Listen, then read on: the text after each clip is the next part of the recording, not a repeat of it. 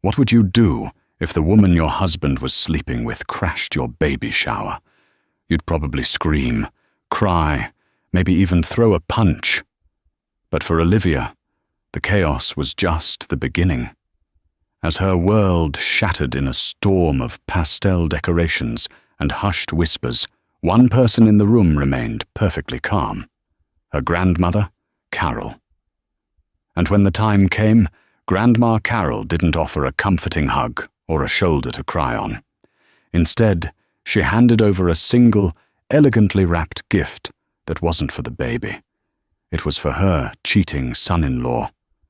What was inside that box didn't just end the affair. It detonated a lifetime of lies and left the mistress utterly speechless. The late August sun streamed through the expansive bay windows of the house on Sycamore Lane, illuminating dancing dust motes in golden shafts of light. It was the kind of perfect, honey-drenched light that photographers dream of, the kind that makes everything it touches seem pristine and whole. Olivia basked in it, one hand resting protectively on the taut drum of her belly, feeling the gentle flutter of her daughter-to-be. The house itself was a testament to a life meticulously built, a life she believed was as solid and beautifully designed as the reclaimed oak floors beneath her feet. Her husband, Mark, was an architect, and this house was his masterpiece, his gift to her when they found out she was pregnant. He had called it their forever home. Every line was clean, every window perfectly placed to catch the morning or evening light. He designed the nursery himself, a serene space painted in a soft, muted sage, with a mural of a whimsical forest on one wall. Mark was a man of details, of grand gestures and precise execution.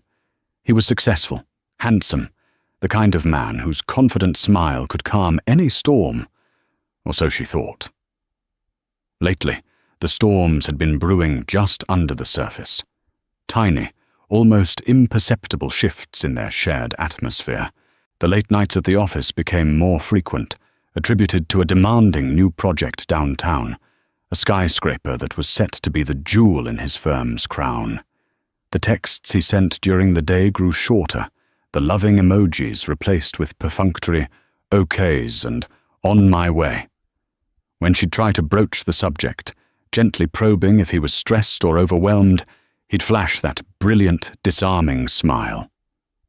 "Just pushing to get this done before our little girl arrives, Liv," he'd said just last week, kissing her forehead. "I want to be able to take a whole month off, completely unplugged, just the three of us." The promise was so beautiful, so exactly what she wanted to hear, that she pushed her anxieties down, chalking them up to third trimester hormones. Every pregnant woman felt insecure, didn't she? It was a cliché for a reason.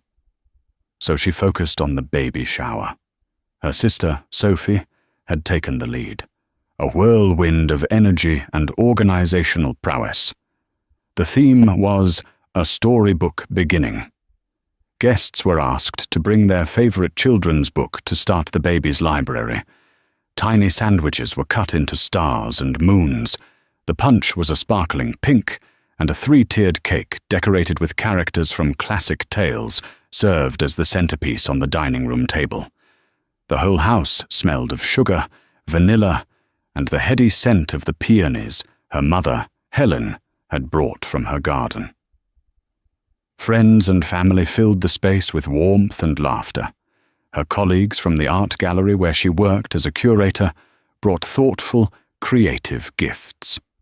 Mark's mother, Barbara, a woman who always seemed to carry an air of detached judgment, even managed a thin, approving smile as she handed Olivia a box containing an antique silver rattle that had been in their family for generations. And then there was her grandmother, Carol. At 82, Carol was the undisputed matriarch of the family. A former high school principal, she possessed a quiet, observant intelligence that missed nothing. She didn't speak often, but when she did, Her words carried weight. She sat in a comfortable armchair by the fireplace, her silver hair styled in a neat coif, her posture impeccable. She hadn't brought a gift for the baby. Instead, a single, medium-sized box wrapped in plain, heavy navy blue paper sat at her feet. It was conspicuously different from the pastel-hued mountain of presents piling up on the designated gift table. When Olivia had asked her about it earlier, Carol had simply patted her hand. "This one is for a different occasion, dear," she'd said, her eyes holding a look Olivia couldn't quite decipher. Patience. Mark was playing the part of the doting father-to-be to perfection. He mingled effortlessly, his hand frequently finding the small of Olivia's back, his voice booming with pride as he showed off the nursery he'd designed. He had to leave for a bit, he'd explained apologetically. A quick, unavoidable meeting with a contractor on site at the new building. "It's Saturday, Mark," Olivia had whispered, a flicker of disappointment passing through her. "I know, baby, I'm so sorry. I promise I'll be back before you open the big gifts." "I wouldn't miss that for the world," he'd promised, sealing it with a kiss that felt both public and performative. She watched him leave, the sleek lines of his silver Audi disappearing down the sun-dappled street. A tiny cold knot formed in her stomach, an unwelcome guest at the otherwise joyful party. Sophie, ever perceptive, appeared at her side with a glass of pink lemonade. "Don't you worry about him," she said, her voice a low, fierce whisper. "Today is about you and my little niece. He can deal with his concrete and steel some other day." Olivia smiled, grateful for her sister's unwavering loyalty.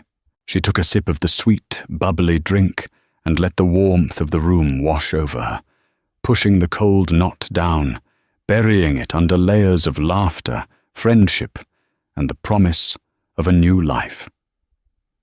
She smoothed her hands over her dress, a flowing periwinkle blue that matched the color of the hydrangeas on the mantel. Everything was perfect. The sun was shining. Her baby was safe and sound inside her. The lie was still intact, sun-drenched and beautiful, and for a few more precious moments, she was allowed to live within it. The party was in full swing, the initial buzz of arrivals settling into a comfortable, happy hum. Laughter echoed from the living room as one of Olivia's cousins told an animated story. In the kitchen, her mother and aunts debated the merits of various sleep-training methods. Olivia sat on the plush sofa, a fortress of pillows tucked behind her back, feeling like a queen reigning over her happy kingdom. She ran her fingers over the embossed cover of a first-edition copy of Goodnight Moon, a gift from an old college friend. The doorbell rang, a sharp, intrusive chime that cut through the gentle noise of the party. Sophie, who was collecting empty plates, frowned. "Is someone late? I thought everyone was here." She set the plates down and headed for the door. Olivia craned her neck, expecting to see a smiling, apologetic friend holding a gift bag. Instead, she saw Sophie's body stiffen in the entryway. The welcoming smile on her face vanished, replaced by a mask of cold disbelief. Sophie didn't step aside to let the person in. She blocked the doorway, a silent, formidable guard. A voice, crisp and confident, sliced through the air. "I'm here for the party. For Mark and Olivia." The voice was unfamiliar. A woman stood on the threshold, and she was the stark antithesis of the soft, celebratory atmosphere inside. She wore a tailored crimson dress that was more suited for a boardroom or a cocktail bar than a sunny afternoon baby shower. Her heels were impossibly high, her dark hair pulled back in a severe glossy ponytail. She held a single, long-stemmed white lily in one hand, a flower more commonly associated with funerals than births. Silence rippled outwards from the door as guests began to notice the standoff. Conversations faltered. The happy hum died, replaced by a tense, expectant quiet. "I'm sorry. I think you have the wrong house," Sophie said, her voice dangerously low. The woman laughed, a short, sharp sound devoid of any real humor. "Oh, I have the right house. This is Mark's masterpiece, isn't it? He's told me all about it." She craned her neck, her sharp eyes scanning the interior, taking in the decorations, the guests, and finally settling on Olivia. A slow, predatory smile spread across her perfectly painted red lips. "There she is." She pushed past a stunned Sophie and walked into the living room as if she owned it. The air crackled. Every eye in the room was fixed on her. She walked directly towards the center of the room, her heels clicking an aggressive rhythm on the oak floors. "Olivia," she said, her voice resonating with an unnerving familiarity. "I'm Jessica. I work with Mark. He talks about you all the time." The name, Jessica, pricked at Olivia's memory. It was a name she'd seen on late-night texts on Mark's phone, a name he'd brushed off as just my project manager, coordinating things. The knot in Olivia's stomach from earlier returned, coiling into a venomous snake. Her mother, Helen, stepped forward, her face a mixture of confusion and maternal defensiveness. "This is a private party. I think you should leave." Jessica ignored her completely. Her gaze was locked on Olivia. "I just had to come. A baby. It's such a momentous occasion. I couldn't let it pass without offering my congratulations in person." She extended the white lily. "For you." Olivia stared at the flower, its waxy petals seeming to mock the joyful peonies and roses that filled the room. Her hand, which had been resting on her belly, felt cold. This woman wasn't a colleague. A colleague didn't show up uninvited to a baby shower dressed for combat.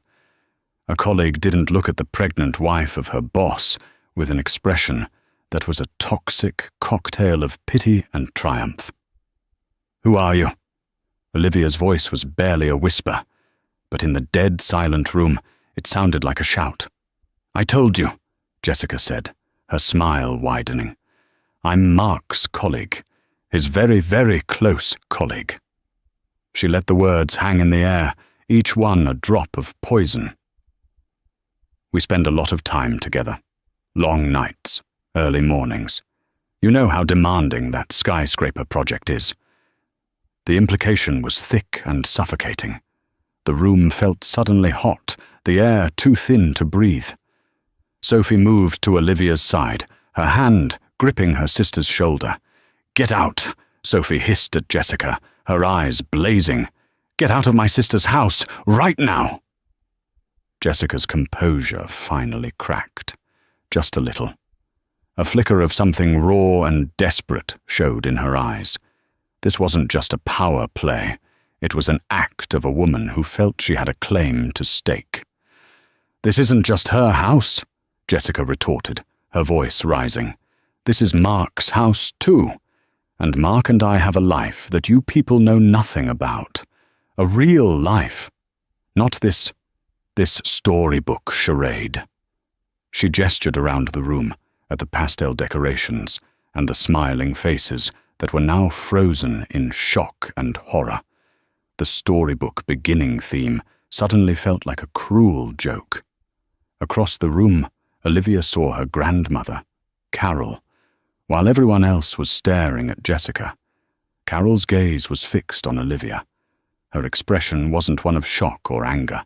It was one of profound, heart-breaking validation, as if a suspicion she had long harbored had just been confirmed in the most brutal way possible. She gave a slow, almost imperceptible nod. Not to Olivia, but to herself. The gears were turning behind her clear, intelligent eyes. The spell of silence broke. Mark's mother, Barbara, let out a scandalized gasp. Olivia's friends began whispering furiously, but it was Jessica's next words that shattered the fragile remnants of Olivia's world. "He was with me last night, Olivia," Jessica announced, her voice ringing with vindictive clarity. And the night before that, he tells me he loves me. He tells me he feels trapped here. He was supposed to leave you after the baby was born. But I'm tired of waiting. The venomous snake in Olivia's stomach struck. The room tilted violently, the sun-drenched light splintering into a million painful shards. The faces of her friends and family blurred into a watercolor wash of pity and disgust. The only thing in focus was this woman, this stranger who had walked into her home and casually detonated her life. The lie was no longer sun-drenched. It was exposed, ugly, and crawling in the light. The world narrowed to a roaring in Olivia's ears. Jessica's words echoed in the sudden, cavernous silence of the room. He was with me last night. Tired of waiting. Supposed to leave you. Each phrase was a physical blow, knocking the air from her lungs, making her feel as though the floor had dropped out from beneath her. She gripped the arm of the sofa, her knuckles white, her body trembling. This couldn't be real. It was a nightmare, a fever dream brought on by too much sugar and the oppressive August heat. But Jessica was still there, standing defiant in her blood-red dress, a smug, self-righteous glint in her eyes. She was real. The pain was real. Sophie recovered first, her shock morphing into pure, unadulterated rage. She took a step towards Jessica, her hands clenched into fists. You have 5 seconds to get out of here before I physically throw you out onto the lawn. Try it, Jessica sneered, not backing down an inch. I think Mark would be very interested to hear how his family treats me, the mother of his other child. A collective gasp swept through the room. The air was sucked out of the space, leaving a vacuum of pure shock. Other child. The words were impossible. Monstrous. Olivia's hand flew to her own belly, a desperate, instinctual gesture of protection. You're lying, Olivia whispered, the words catching in her throat. Mark, her Mark, the man who had cried when he first heard their daughter's heartbeat, the man who spent hours assembling a crib because he wanted it to be perfect. He couldn't be this person. He couldn't be this monster. Jessica's expression softened into one of faux sympathy. Am I? Ask him. Oh, wait. You can't. He's not here, is he? He's probably on his way to see me, thinking I'm waiting for him at our apartment. She savoured the word. Our apartment. The one he pays for. The one where he doesn't have to pretend. The meticulously constructed facade of Olivia's life was not just cracking. It was being systematically sledgehammered into dust. The late nights, the short texts, the business trips, every little lie she had swallowed, every doubt she had suppressed, rushed back with the force of a tidal wave. She felt foolish, naive, a child who had believed in a fairy tale while living in a house of cards. That's enough. Her mother's voice was sharp, cutting through the haze of Olivia's disbelief.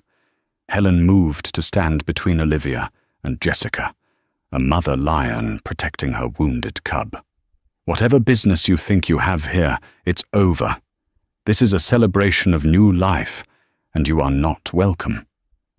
This is about a new life, all right, Jessica said, her voice dripping with meaning. She placed a hand on her own flat stomach. I'm not pregnant yet, but we've been trying. Mark wants a son. The cruelty was breathtaking. To say such a thing in this room, on this day, was an act of psychological warfare. It was designed to inflict the maximum possible pain, to not only destroy the present, but to poison the future as well. It was at that moment that the front door opened again, and this time it was Mark. He walked in, a smile on his face, holding a small, gift-wrapped box. Sorry I'm late, the traffic was... He stopped dead. His eyes widened as he took in the scene, the silent, staring guests. Sophie, who looked ready for murder. His mother, pale with shock.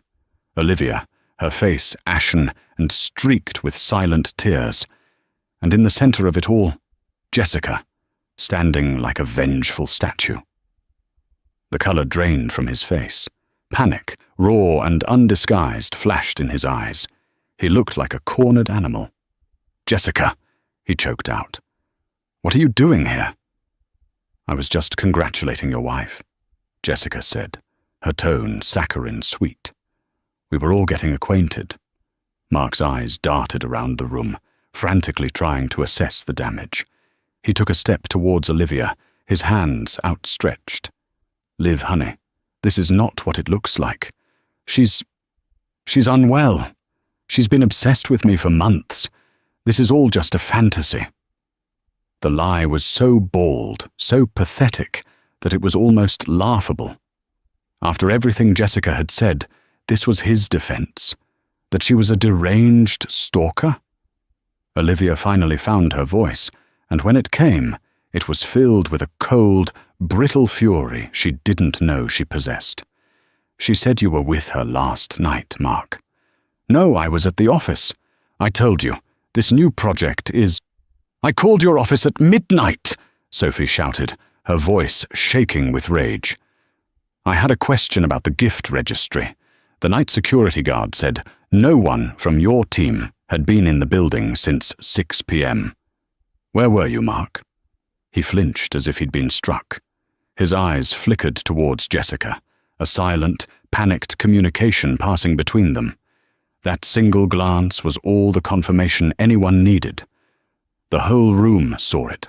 The betrayal was complete, undeniable, and playing out under the cheerful "A Storybook Beginning" banner that was still hanging, mockingly, over the fireplace. Mark's composure crumbled. The charming, confident architect dissolved, revealing a weak, deceitful man beneath. "Olivia, we can talk about this later," he pleaded, his voice cracking. "Please, not here. Not now." "There is no later for us, Mark," Olivia said, the finality in her own voice surprising her.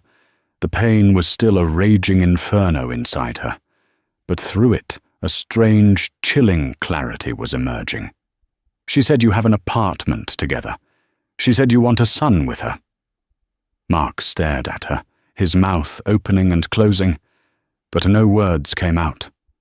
He was exposed, stripped bare of all his lies in front of her friends, her family, his own mother. Jessica, seeing her victory, stepped forward to deliver the final blow. "Tell her, Mark. Tell her about our plans. Tell her how you were going to leave her and this perfect little house after the baby was born, because you didn't want the divorce to get messy while she was pregnant. Tell her the truth, for once in your life." Mark looked at Olivia, his face a mask of desperation and shame. His silence was the loudest confession of all. It was all true. Everything. The unraveling was complete. The storybook had been slammed shut, its pages ripped out and set on fire. And Olivia was left standing in the ashes. While the chaos erupted, one person remained an island of preternatural calm. Grandma Carol had not moved from her armchair by the fireplace. She had not gasped. She had not spoken. She had not shed a tear. While her daughter Helen was trying to shield Olivia, and her granddaughter Sophie was vibrating with a desire to commit violence, Carol simply watched. Her silence was not one of weakness or shock. It was the heavy, weighted silence of a judge observing courtroom proceedings. Her hands, wrinkled with age but still steady, rested on the arms of the chair.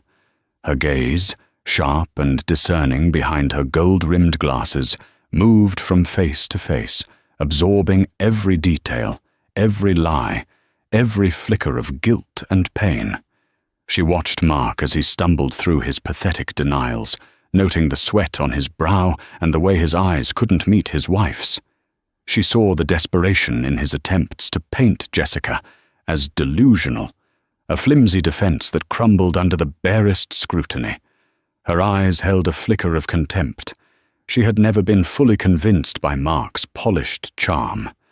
She had seen a core of selfishness in him from the beginning, a weakness for adoration that she knew could curdle into deceit.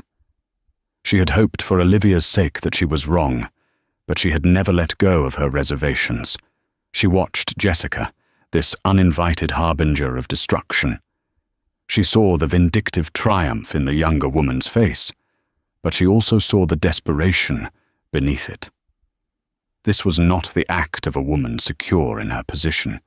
It was the last, desperate gamble of someone who had been fed promises and was terrified of being left with nothing. Jessica thought she was holding all the cards, that by exposing the affair she would win the prize. Carol knew better. A man who would lie so comprehensively to his pregnant wife would certainly lie to his mistress. Jessica was not a victor. She was just another victim of Mark's corrosive weakness, a pawn in a game she was about to lose spectacularly. Most of all, she watched her granddaughter, Olivia. She saw the initial, blinding shock, the crumbling of her world, the visceral pain that made her want to reach out and pull Olivia into her arms. But she held back. She saw something else beginning to emerge through the heartbreak, a flicker of steel. It was the same resilience she had seen in Olivia's mother after her father passed away too young. It was the family backbone, the quiet strength that had seen their women through wars, depressions, and personal tragedies for generations. It was dormant in Olivia, buried under years of comfort and love. But it was there. Carol knew that this moment, as horrific as it was, would be the crucible that forged it into something unbreakable. The guests were paralyzed, unsure of what to do. Some looked at the floor in embarrassment. Others whispered to their neighbors.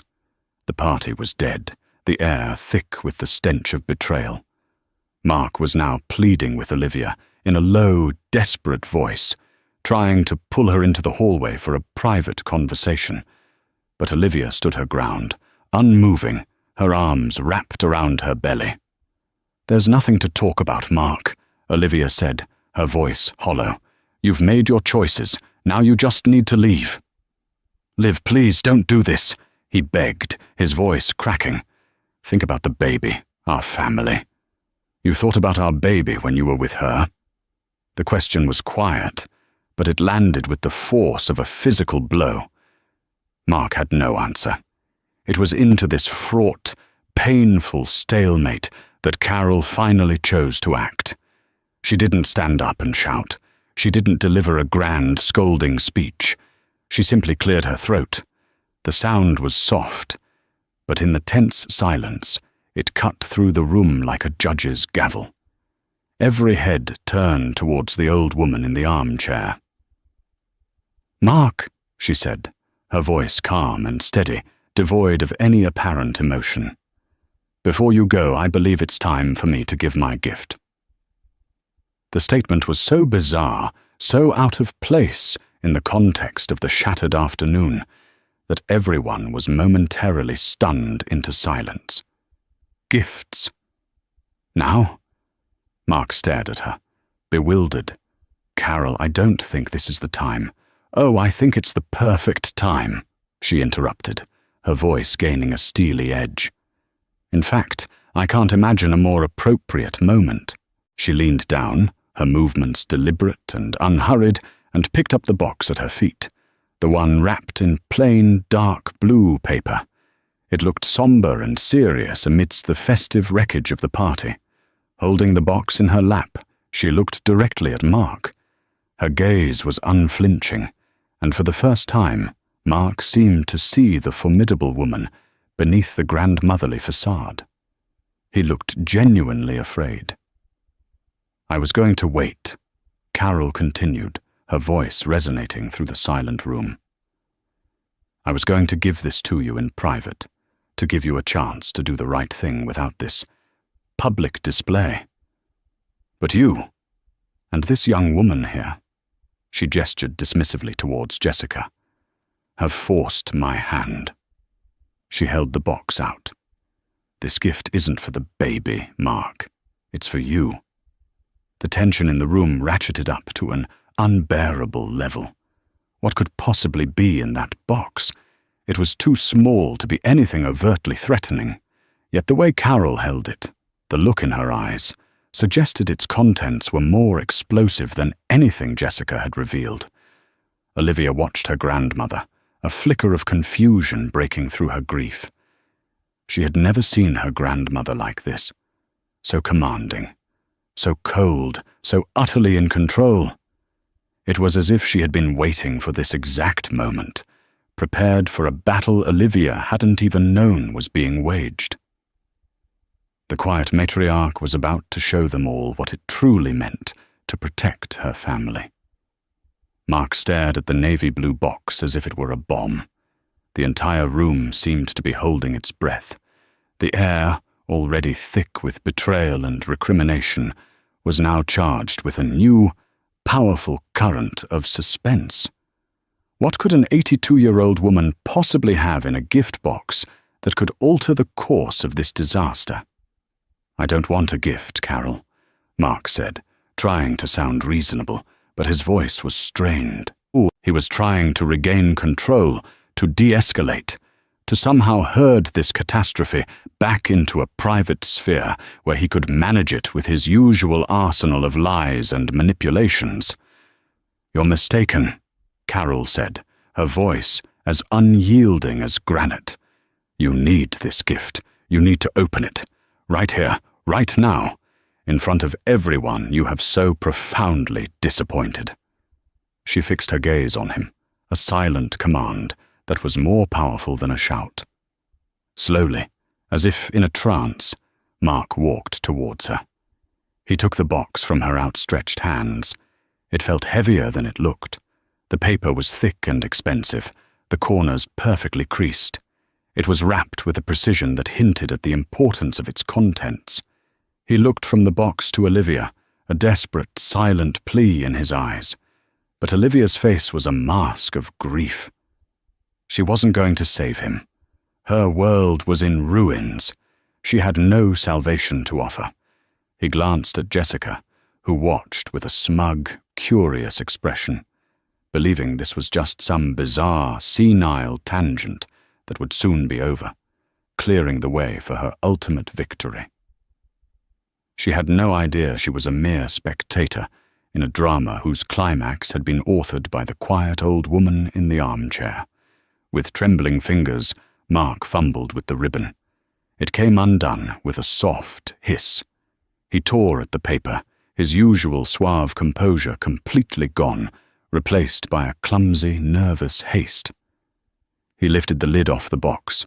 The room was so quiet that the faint rustle of tissue paper sounded like a roar. Inside, nestled on a bed of dark grey tissue, was not a watch, or cufflinks, or any other typical gift for a man. It was a handsome, dark green leather folio, embossed with a simple, elegant M.R. His initials, Mark Reynolds. It looked official, expensive, and deeply intimidating. "What is this?" he asked, his voice barely a whisper. "Open it," Carol commanded. He lifted the folio out of the box. The leather was cool and smooth beneath his sweaty palms. He untied the thin leather cord that held it closed and opened it on a nearby coffee table, pushing aside a plate of uneaten cupcakes. The first thing he saw, lying on top, was a single, crisp sheet of paper. It was a copy of the prenuptial agreement he and Olivia had signed a week before their wedding 6 years ago. It had been his idea, a practical measure, he had told her, to protect his growing business assets. Olivia, trusting and in love, had signed it without much fuss after a cursory glance from a lawyer he had recommended. A single paragraph on the second page was highlighted in bright yellow. It was Section 7, Clause B, the Infidelity Clause. Mark's blood ran cold. He remembered the clause vaguely. His own lawyer had called it standard but largely symbolic, rarely enforceable with any real teeth. He had insisted on its inclusion, ironically, as a gesture of his commitment at the time. But underneath the highlighted clause was a small, handwritten note from Carol. It read, "Symbolic clauses are only symbolic if no one bothers to add teeth. My lawyer, Mr. Abernathy, helped me add some. Read the addendum." Panic clawed at his throat. He flipped the page. There it was. Addendum A. An addition he had barely glanced at, dismissing it as legalese. It stipulated, in excruciatingly precise language, that in the event of proven marital infidelity on his part, he would forfeit any and all claim to assets acquired during the marriage that were funded by or derived from any wealth, property, or trusts belonging to Olivia's family. Furthermore, it outlined a penalty clause, a one-time payment of $500,000 from his personal assets to a trust for any children of the marriage, to be executed within 30 days of a divorce filing on grounds of adultery. He had signed it. His signature was right there, a confident, arrogant scrawl from a man who never imagined he would be caught. Jessica, craning her neck to see, let out a small, confused sound. This wasn't the dramatic victory she had envisioned. This was about money, about contracts. It had nothing to do with her and Mark's great love story. "It's just a piece of paper," she said dismissively. "He can fight that." Carol's lips curved into a smile that didn't reach her eyes. "Oh, can he?"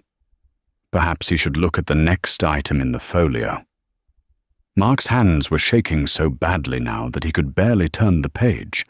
Beneath the prenup was a sheaf of papers held together with a clip. It was a neatly compiled financial report. It detailed transactions from a joint savings account, an account Mark had told Olivia was a low-yield real estate investment fund.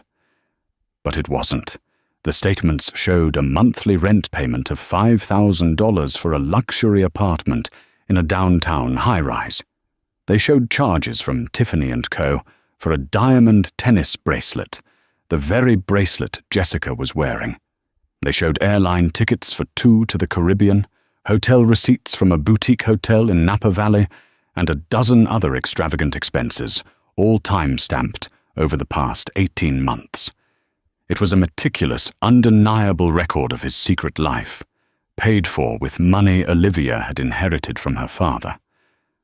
Jessica went pale. The triumphant smirk vanished from her face. The bracelet on her wrist suddenly felt like a lead weight. The Our apartment she had so proudly announced was funded by the very woman she had come to humiliate. But Carol wasn't finished. The gift had another layer. "There's more, Mark," she said, her voice soft but laced with ice. "Keep going." Beneath the financial statements was a thick, glossy envelope. Mark opened it with a sense of dread so profound it felt like he was drowning. He slid out a stack of 8x10 photographs. The first few were of him and Jessica, kissing outside the downtown apartment, laughing over dinner at a restaurant he'd told Olivia he was too busy to try. But as he flipped through them, the pictures changed. It wasn't just Jessica. There was another woman, a blonde, leaving a hotel with him during a business conference in Chicago 6 months ago. Another, a brunette, getting into his car late one night a year ago.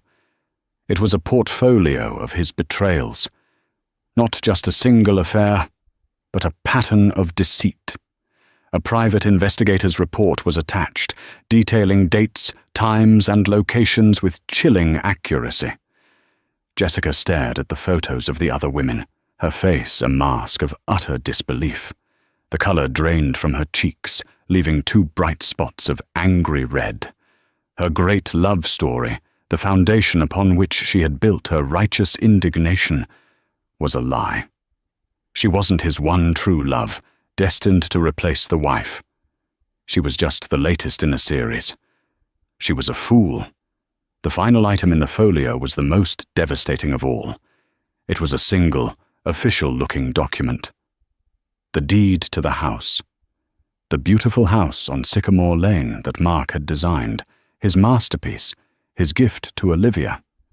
The deed clearly stated that the property had been purchased not with Mark's money, but with funds from a trust established by Olivia's late grandfather. Carol was the trustee. Mark's name was on the deed, but only as a spouse residing in the property. And tucked behind it was another document, already signed by Carol as trustee, and only awaiting Olivia's signature to be executed, a quitclaim deed, transferring the property wholly and solely into Olivia's name. The house wasn't his masterpiece. He was just the architect. The foundation he stood on, both literally and figuratively, belonged to Olivia. He was a guest in his wife's home. The gift was complete. It wasn't a present. It was a judgment. It was a meticulously prepared, legally binding cage that had just sprung shut. The silence in the room was absolute, a crushing weight that seemed to bend the very air. The only sound was the ragged, panicked breathing of Mark Reynolds. He stared at the deed, at the quitclaim form, at the damning evidence of his serial betrayals laid bare on the coffee table for all to see. The leather folio wasn't a gift.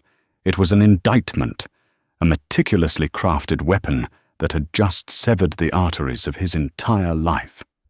Every escape route was closed. Every lie had been exposed, not by a hysterical accusation, but by cold, hard, documented fact. He couldn't claim Jessica was a stalker when there were financial records of their life together. He couldn't claim it was a one-time mistake when there was photographic evidence of other women. He couldn't claim ownership of their life, their home, their future, when the very deed to the house declared him little more than a tenant. He looked up at Carol, his face a mess of sweat and disbelief. "How?" he whispered, the single word a testament to his shattered arrogance. "How did you know?" Carol's expression remained placid, but her eyes were like chips of ice. A man who is careless with his wife's heart is often careless with her money, Mark. I am the trustee of my husband's estate. It is my duty to ensure its assets are protected. I noticed discrepancies in the trust account statements 18 months ago. Small at first, then larger. I didn't want to believe the worst, so I hired a professional to give me the facts. He was very thorough. Her gaze swept over the room, over the stunned faces of friends and family. I did this in silence because I was hoping to protect my granddaughter from this humiliation. I was going to present you with this information in private, Mark. I was going to give you the chance to confess, to leave with a shred of dignity, and to make this right for Olivia and your child without this circus. Her eyes landed on Jessica, who flinched as if struck. But you and your associate decided on a different course of action. You brought the circus to her doorstep. So I brought the truth. Jessica finally found her voice, but it was nothing like the confident, cutting tone she had used before. It was a thin, reedy sound, filled with a dawning, horrified understanding. The apartment, the trips, that was her money, she asked, looking at Mark as if seeing him for the first time. Mark couldn't even look at her. He was staring at Olivia, whose face was a canvas of profound, earth-shattering pain. But underneath it, something new was taking root. The chilling clarity from before was solidifying. She was looking at the contents of the folio, not with the shock of a victim, but with the grim acceptance of a survivor taking stock of the wreckage. The inheritance her grandmother had just given her wasn't the house, or the money, or the legal upper hand. It was the truth. Ugly, brutal, and undeniable. And in that truth there was a strange and terrible freedom. There was nothing left to doubt, nothing left to fear she was imagining. The worst had already happened, and it had been laid out for her in black and white.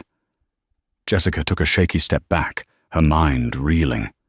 She had come here to blow up Olivia's life, to claim her prize. Instead, she had discovered that the prize was a fraud, and she herself was just another line item on a long list of his expenses. The diamond bracelet on her wrist felt like a manacle. The crimson dress felt cheap and tawdry. She had been played more thoroughly than the woman she had come to pity. She was not the empowered other woman. She was a dupe, a fool who had mistaken expensive trinkets for love and empty promises for a future. The speechless one wasn't Olivia anymore. It was her. Without another word, Jessica turned. Her confident stride was gone, replaced by a clumsy, hurried retreat. She nearly tripped in her ridiculous heels as she fled the house, the white lily she had brought lying abandoned and pathetic on the floor. The back of her crimson dress was the last they saw of her before the front door clicked shut behind her. Now, only Mark was left in the center of the silent, watching circle. He was adrift, all his anchors cut.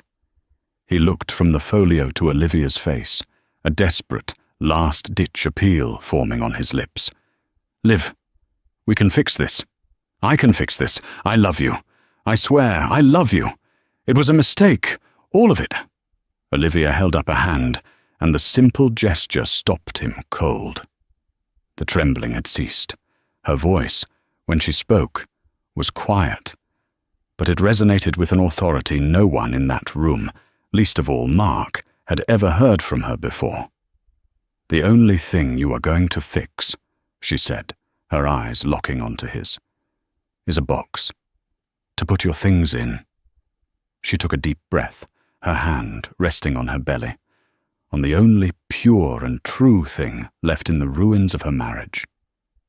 "My grandmother gave you your gift, Mark. Now here is mine. You have 1 hour to pack a bag and get out of my house. The rest of your things will be sent to your office. A lawyer will be in contact with you on Monday morning regarding the execution of Addendum A of our prenuptial agreement and the filing for divorce." Each word was precise, deliberate, and utterly final. This was not the heartbroken, naive woman he had married. This was someone new, someone forged in the fire of his betrayal and armed with her grandmother's devastating truth. Mark's mother, Barbara, finally spoke, a horrified whisper. "Olivia, dear, perhaps you shouldn't be so hasty. Think of the baby." Olivia's head snapped towards her mother-in-law. "The baby is the only thing I am thinking of, Barbara. I am thinking about raising my daughter in a home that is not built on a foundation of lies. I am thinking about teaching her that a woman's value is not determined by a man's fidelity. And I am thinking that she will be better off with one honest parent than with two, one of whom is a stranger." She turned her gaze back to Mark. It was cold, clear, and empty of any of the love it had once held for him. "Your hour starts now," she said. And then she turned her back on him, a final, irrevocable act of dismissal. The storybook was over. A new, unwritten one was about to begin. Mark stood frozen for a long moment, the collective gaze of the room pressing down on him. He opened his mouth, then closed it. There was nothing left to say. No lie was grand enough to cover this, no apology deep enough to bridge the chasm that had opened between them. Defeated, he turned and walked stiffly towards the staircase, his footsteps echoing the hollow beat of his own downfall. As soon as he was out of sight, a wave of motion broke the spell in the living room. Sophie rushed to Olivia's side, wrapping her in a fierce hug. Her mother, Helen, was close behind, her face wet with tears as she stroked her daughter's hair. Friends quietly began to clean up, gathering plates of untouched cake and deflating balloons, their hushed movements a respectful effort to restore some semblance of order to the chaos. They offered gentle words of support, squeezed Olivia's arm, and then, understanding the need for family and for privacy, they began to slip away, leaving behind the books they had brought for the baby, a small, silent promise of the new stories yet to come. Mark's mother, Barbara, lingered awkwardly for a moment before approaching Carol. "You knew," she accused, her voice a low hiss. "You knew, and you let this happen." Carol looked up from her armchair, her expression unreadable. "I didn't let anything happen, Barbara. Your son made his choices, over and over again. I simply made sure that when the consequences arrived, they would land on him, not my granddaughter." With a quiet finality, Carol stood up, signaling the conversation was over. Barbara, flushed with anger and shame, turned and left without another word. Soon, only the 4 women remained: Olivia, her sister, her mother, and her grandmother, standing together in the sun-drenched room that was now irrevocably and solely Olivia's. The air was thick with unspoken emotions, with the ghosts of the life that had just ended. Olivia finally let out a long, shuddering breath, the kind that comes after the crying is done. She felt strangely empty, scoured clean by the ferocity of the afternoon. The pain was still there, a deep, aching wound, but the frantic panic had subsided, replaced by a stark, quiet reality. She walked over to her grandmother, who was now standing by the bay window, looking out at the manicured lawn. "You knew," Olivia said. It wasn't an accusation like Barbara's. It was a statement of fact, a dawning realization of the silent, protective watch her grandmother had kept over her. Carol turned to face her, her eyes soft, with a love that was as fierce as it was quiet. "I suspected," she corrected gently. "And I did what was necessary to protect you and your future, even from the man you chose to love. Sometimes, dear girl, the greatest act of love is preparing for the worst, even while you hope for the best." She reached out and placed her hand on Olivia's cheek.